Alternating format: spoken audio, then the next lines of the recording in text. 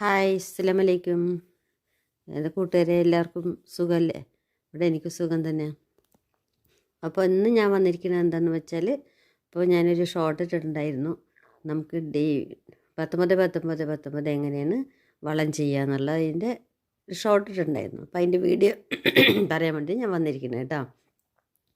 അപ്പോൾ ഈ വീഡിയോ കാണുന്ന എല്ലാവരും ഒന്ന് ലൈക്കും കമൻറ്റും സബ്സ്ക്രൈബും ചെയ്യണേ കേട്ടോ. അപ്പോൾ ആദ്യമായിട്ട് നമ്മൾ എന്താ ചെയ്യേണ്ടത് പറഞ്ഞാൽ, ചെടി വെച്ച് ഒരാഴ്ച കഴിയുമ്പോൾ നമുക്ക് കുറച്ച് മണ്ണ് കൂട്ടി കൊടുക്കണം. അതിന് വേണ്ടിയിട്ട് നമ്മൾ കുറച്ച് മണൽ, ചാണകപ്പൊടി ഒക്കെ നല്ലവണ്ണം മിക്സ് ചെയ്യാം. മിക്സ് ചെയ്തിട്ട് പെർലറ്റ് ഉണ്ടെങ്കിൽ അതും കൂടി ഇടണം കേട്ടോ. അപ്പോൾ എൻ്റെ അടുത്ത് പെർലറ്റ് ഇല്ലാത്തതുകൊണ്ട് അപ്പോൾ മണ്ണിന് കുറച്ചും കൂടി ഒരു ലൂസാകും കേട്ടോ. അപ്പോൾ നമ്മൾ മണ്ണ് കൂട്ടി കൊടുക്കണം കേട്ടോ ചെടിക്ക്. അപ്പോൾ ഞാൻ മുമ്പ് പറഞ്ഞിട്ടുണ്ടായിരുന്നു, സ്ഥലമില്ലാത്തതുകൊണ്ട് ഞാൻ ഇങ്ങനെയൊക്കെയാണ് ചെയ്തിരിക്കുന്നത്. അപ്പോൾ അതിൽ നമ്മൾ ഈ മണ്ണ് എല്ലാ ചെടികളിലും ഇട്ട് കൊടുക്കുക കേട്ടോ. അപ്പോൾ എനിക്ക് നിങ്ങളൊന്ന് സബ്സ്ക്രൈബ് ചെയ്യണേ. വല്ല തെറ്റുകുറ്റങ്ങളുണ്ടെങ്കിലും അത് പറഞ്ഞു തരണേ. 19 ഇട്ടിട്ടുണ്ടെങ്കിൽ ഒരാഴ്ച പ്രായമായിട്ടുണ്ടെങ്കിൽ നമുക്ക് ഇട്ട് തുടങ്ങാം കേട്ടോ. അത് ഓരോ ചെടി എത്ര വലിപ്പമുണ്ടോ അതിനനുസരിച്ചിട്ടാണ് നമ്മളത് ഇടേണ്ടത് കേട്ടോ. അപ്പോൾ ഇതിലിപ്പോൾ മണ്ണധികമായിപ്പോയി, അതാണ് ഇപ്പോൾ ഉണ്ടായത്. കുഴപ്പമില്ല, എന്നാലും വേണ്ടില്ല. നമുക്ക് എന്തായാലും വളം ചേർക്കാതിരിക്കാൻ പറ്റില്ലല്ലോ.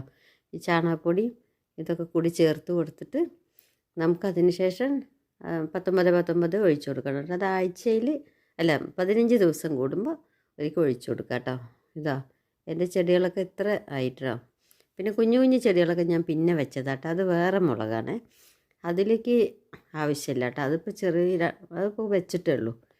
അപ്പോൾ അതിൻ്റെ ഇടയിൽ കൂടി ഞാൻ ബന്ദിച്ചെടി വെച്ചിട്ടുണ്ട് കേട്ടോ. കാരണം എന്താണെന്ന് പറഞ്ഞാൽ, പുഴുക്കേട് ബന്ദിച്ചെടി ഉണ്ടെങ്കിൽ പുഴുക്കേട് ഉണ്ടാവില്ല എന്ന് പറയുന്നത് കേട്ടു കേട്ടോ. അപ്പോൾ അതുകൊണ്ടാണ് ഞാൻ അതിൻ്റെ ഇടയിൽ അത് വെച്ച് കൊടുത്തത്. അത് എത്രത്തോളം സക്സസ് ആവുമെന്നൊന്നും അറിയില്ല.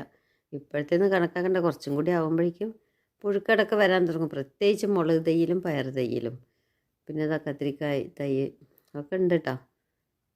അപ്പോൾ നമുക്ക് മണ്ണ് കൂട്ടി കൊടുക്കുക. എല്ലാത്തിനും കുറേശ്ശെ മണ്ണെന്ന് പറഞ്ഞാൽ വളവും കൂട്ടിയിട്ടുള്ള മണ്ണാണ്, അതിട്ട് കൊടുക്കുക കേട്ടോ.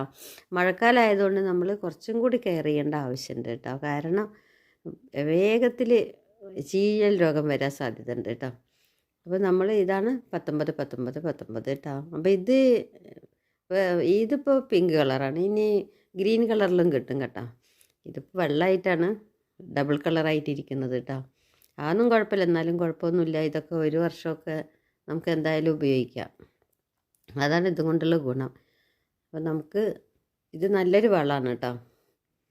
ഇത് നമുക്ക് നമ്മുടെ വീട്ടിലുണ്ടാക്കാം. ഇത് കാരണം എന്താണെന്ന് പറഞ്ഞാൽ, നൈട്രജൻ, ഫോസ്ഫറസ്, പൊട്ടാസ്യം ഇത് മൂന്നും കൂടി ഒരേ അളവിലാണ് 19 റേഷ്യോയിലാണ് ഇതിലടങ്ങിയിരിക്കുന്നത്.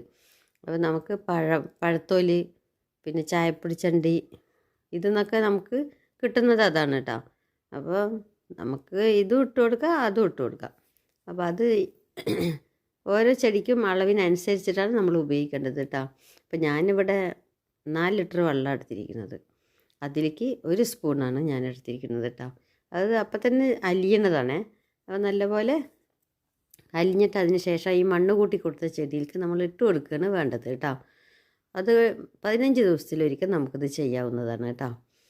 അപ്പോൾ ചെടികൾ നല്ല ആരോഗ്യത്തോടു കൂടി വേഗം പൂക്കാനും ഒക്കെ തുടങ്ങും കേട്ടോ. പിന്നെ DAP എന്ന് പറഞ്ഞിട്ടൊരു വളമുണ്ട്, അതും നമുക്ക് ഇട്ട് കൊടുക്കാം. അതിങ്ങനെ ലയിപ്പിച്ചല്ല ഇട്ട് കൊടുക്കേണ്ടത്, അത് ഞാൻ പിന്നീട് കാണിച്ചു തരാം കേട്ടോ. എല്ലാവർക്കും അറിയായിരിക്കും എല്ലാതും.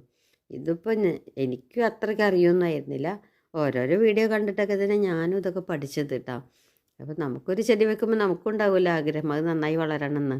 അപ്പോൾ ഞാനും ഒന്ന് ചെയ്ത് നോക്കിയതാണ്. അപ്പോൾ ആ അറിവ് നിങ്ങൾക്കൊന്ന് പറഞ്ഞു തന്നാണ് കേട്ടോ. അപ്പോൾ എല്ലാ ചെടിയിലും നമുക്ക് ഓരോ കപ്പ്, അതായത് നമുക്ക് ചെടി എത്ര വലിപ്പമുണ്ടോ അതിനനുസരിച്ചിട്ട് ഒഴിച്ചു കൊടുക്കണം കേട്ടോ.